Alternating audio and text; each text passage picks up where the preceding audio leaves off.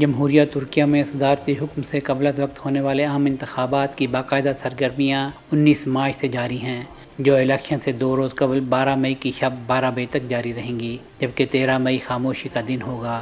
ملک میں صدارتی جمہوری نظام کے باعث صدارتی الیکشن کو کلیدی اہمیت حاصل ہے۔ 14 مئی کو ہونے والے صدارتی انتخابات میں جیتنے کے لیے کم از کم 50% ووٹ لینا لازمی ہے۔ چنانچہ اگر صدارتی انتخابات میں رن آف کی ضرورت پڑی تو یہ 28 مئی کو ہوں گے۔